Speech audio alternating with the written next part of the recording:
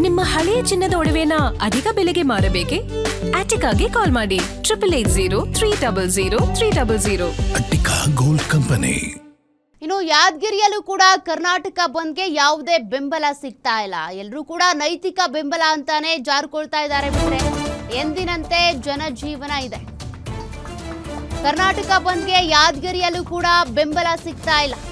ಎಂದಿನಂತೆ ಯಾದಗಿರಿಯಲ್ಲೂ ಕೂಡ ಜನಜೀವನ, ಎಂದಿನಂತೆ ಬಸ್ ಓಡಾಟ, ಆಟೋ ಸಂಚಾರ, ಖಾಸಗಿ ವಾಹನಗಳ ಸಂಚಾರವೂ ಕೂಡ ಮುಂದುವರೆದಿದೆ.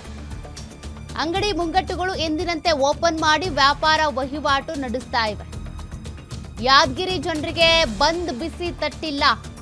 ಯಾವುದೇ ಸಂಘಟನೆಗಳು ಕೂಡ ಯಾದಗಿರಿಯಲ್ಲಿ ಬಂದ್ಗೆ ಬೆಂಬಲ ನೀಡಿಲ್ಲ.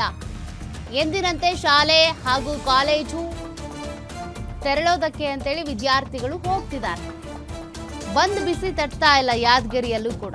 ಬೆಂಗಳೂರು, ಮಂಡ್ಯ, ಬೆಳಗಾವಿ ಇಲ್ಲೇ ಬಂದ್ಗೆ ಯಾರು ಸಹಕಾರ ಕೊಡ್ತಾ ಇಲ್ಲ. ಇನ್ನು ಯಾದಗಿರಿ, ರಾಯಚೂರು, ಕಲಬುರಗಿ ಅಂತ ಬಂದಾಗ ಇಲ್ಲಿ ಅವ್ರು ಬಂದ್ ಮಾಡಿದ್ರು, ಹೋರಾಟ ಮಾಡಿದ್ರು, ಕುಡಿಯೋ ನೀರಾಗಲಿ, ಯಾವುದೇ ನೀರಿನ ಸೌಕರ್ಯ ಆಗಲಿ ಅವ್ರಿಗೆ ಯಾವ ಕಾರಣಕ್ಕೂ ಚೇಂಜಸ್ ಆಗಲ್ಲ, ಏನು ಬದಲಾವಣೆನೂ ಆಗಲ್ಲ.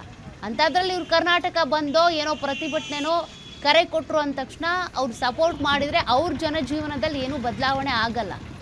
ಹಂಗಾಗಿ ಅವ್ರವ್ರ ಜೀವನ, ಅವ್ರವ್ರ ಕೆಲಸ ಅವ್ರು ಮಾಡ್ಕೊಂಡು ಸಾಕ್ತಾ ಇದ್ದಾರೆ.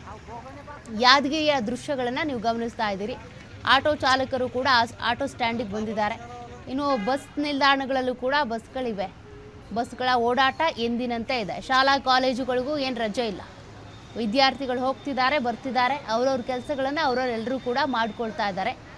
ಬಂದ್ಗೆ ಯಾರು ಕೂಡ ಇಲ್ಲಿ ಸಹಕಾರ ಅಥವಾ ಬೆಂಬಲ ಕೊಡ್ತಾ ಇಲ್ಲ.